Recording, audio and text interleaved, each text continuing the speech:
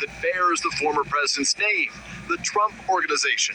Claiming you have money that you do not Hola have. amigas y amigos, mientras Does él not va a la amount to cárcel the art of the viendo deal. como manjares, ¿ven?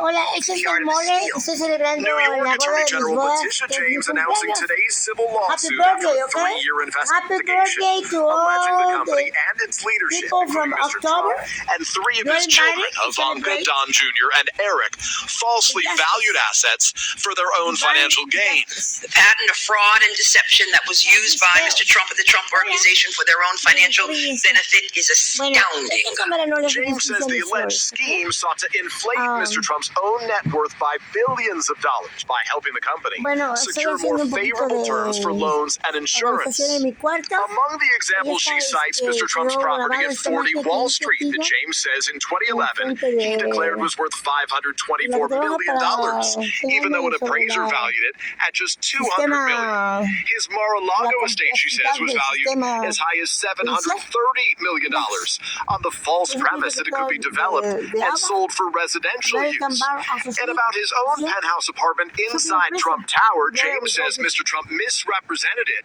as being more than 30,000 square feet, when she says it's actually a third of that size, which he valued at $327 million. And give To this everybody date, to who belongs. So, no all my apartment in New stuff York back. City has ever sold for Oh, close this to is that my amount. stuff, you see? The extraordinary lawsuit I want seeks everything that is $250 mine million back. in penalties, a ban permanently blocking the Trumps from running businesses in New York and from buying commercial real estate in New York for 5 years. The No, former nothing. president slamming the suit by We James, have who's a money. Democrat, We have as politically everything. motivated, attacking the New York AG as, quote, a fraud who campaigned on a Get Trump platform. Donald Trump Jr. writing, Dem witch hunt continues.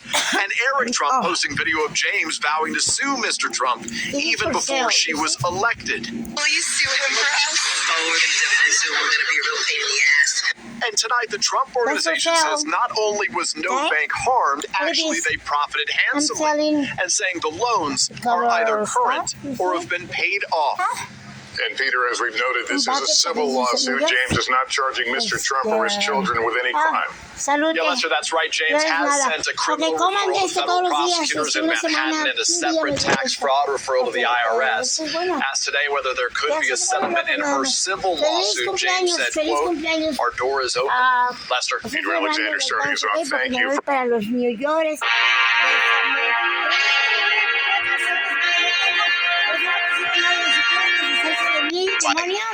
Díganme un nombre millonario, por favor, y educado, que no erupte enfrente de la cara de la gente. Ay, mamita, ya se me salió la verdad. Ya me voy a empezar a eruptar.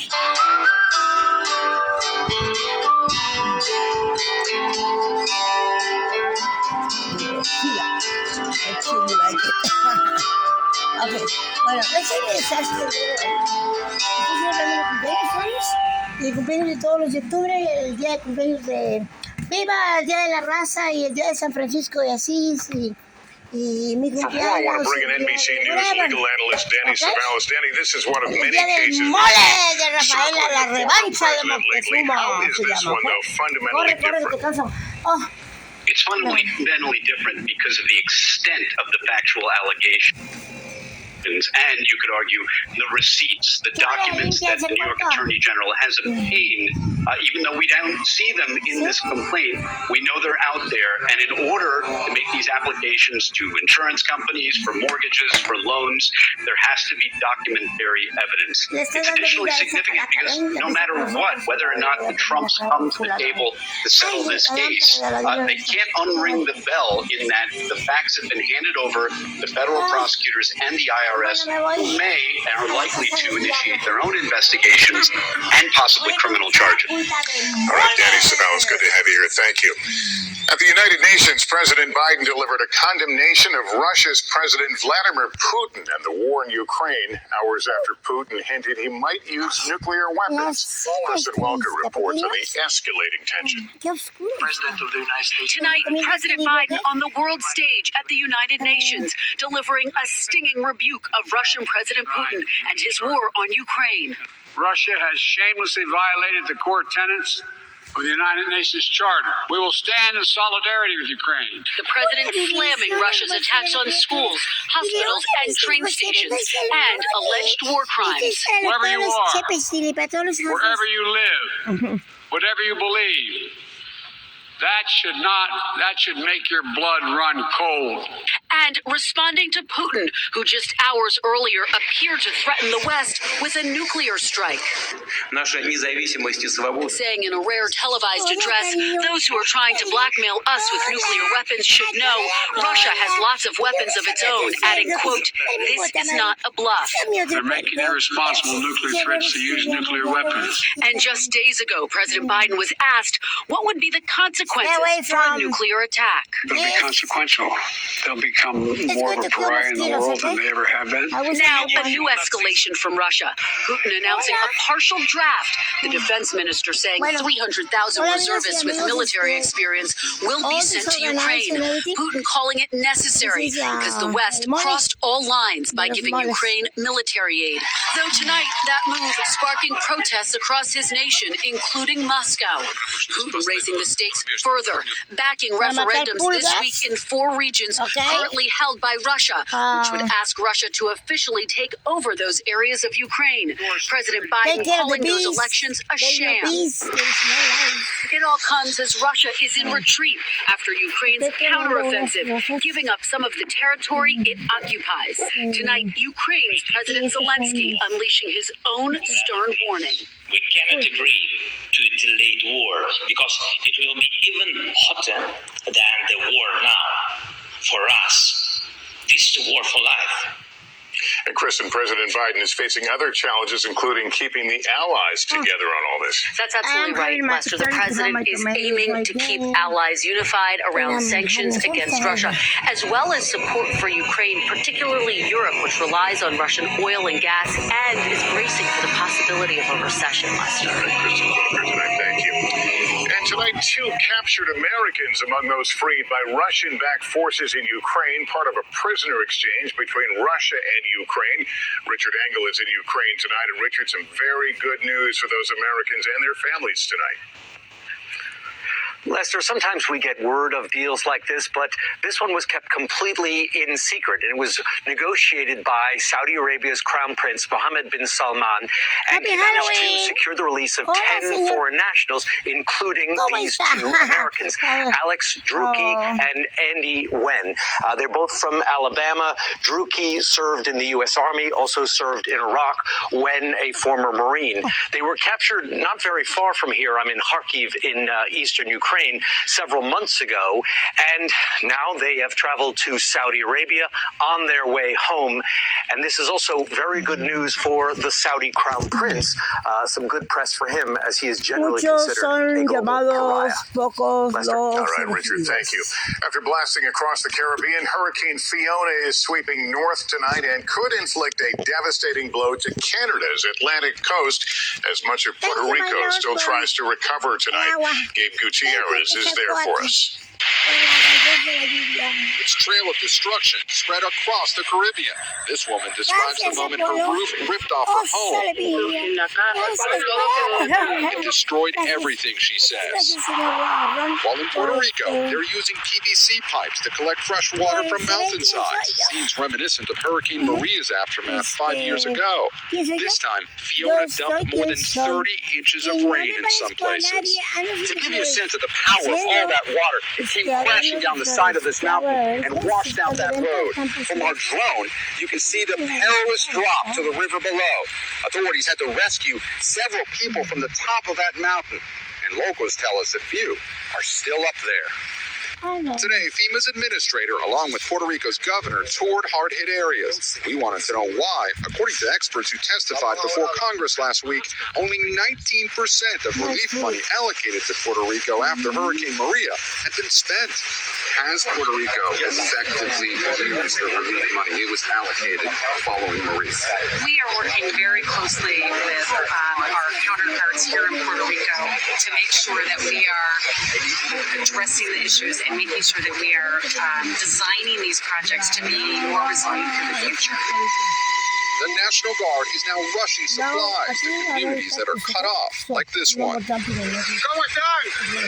They're standing on the other side of a bridge that had been rebuilt after Hurricane Maria, only to wash away again. You don't have water, no tienen agua. We could barely hear her say no, but her face spoke loudly. Tonight, she and so many other Puerto Ricans hope someone is listening. At least 8 deaths in Puerto Rico are suspected of being tied to the storm. Across the island, more than 70% of customers are still without power, and the heat index today topped 100 degrees. Lester? All right, Gabe, thank you. Fiona's destruction may not be over. There is another storm we need to pay attention to. Al Roker is tracking it all for us tonight. Al? Lester, we are watching the Atlantic really start to heat up. We've got several disturbances we're watching. We'll zero in right now on Fiona, but we're watching this one down by the Leeward Islands. We've got a Category 4 storm still. 130-mile-per-hour winds. It's 615 miles southwest of Bermuda. It will cross to the west of Bermuda sometime early Friday morning with 130-mile-per-hour winds, but it's going to not get the heavy winds there. They're going to see maybe 2 to 4 inches of rain. But Canada, this may be the strongest storm ever, hurricane ever, to hit Canada with 85-mile-per-hour winds, a Category 3 storm. Then that other storm we talked about, this Invest 98L, the development zone in the Caribbean, south of Puerto Rico. But as we put the ensemble models of the Euro and the U.S. up, you can see from Cuba to the Yucatan, Lester, we're going to have to watch this right on into Tuesday. All right, Al, thanks very much.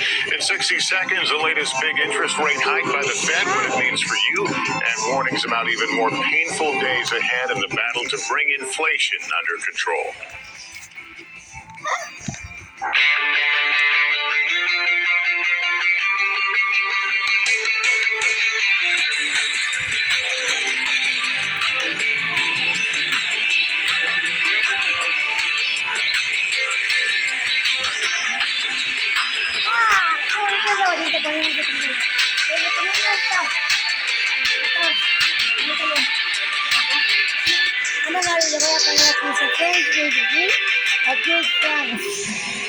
Really?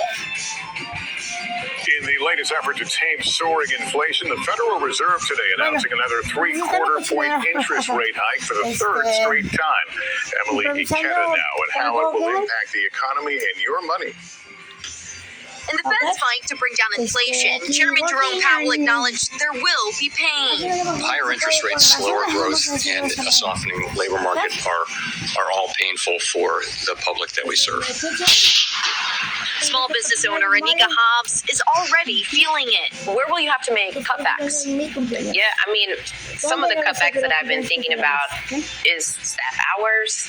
Payroll is always one of those things that you can manage, but then that also is a huge pinch on me. With the central bank today raising interest rates for the 5th time in a row. When you ring these in and you type in that final, the owner of boutique Nubian Human has to press pause on her expansion plans. Because we're paying more into debt rather than being able to take that money and put it into hiring more people or expanding into a new store. The Fed's move today is an effort to curb consumer demand and in turn cool inflation, with prices 8.3% higher in August than they were a year ago. But Powell's challenge is the balancing act of bringing prices down without triggering a recession. The Fed today anticipating that unemployment will rise from current levels of 3.7% to 4.4% at the end of next year. We have to get supply and demand back into alignment. And the way we do that is by slowing the economy. Something that will be felt by everyone. When the Fed raises interest rates, borrowing money becomes more expensive, impacting car payments, business loans, credit card debt, and mortgage rates, which have now reached their highest level since 2008. And this likely isn't the end. Chairman Powell today signaled the Fed is likely to keep raising rates.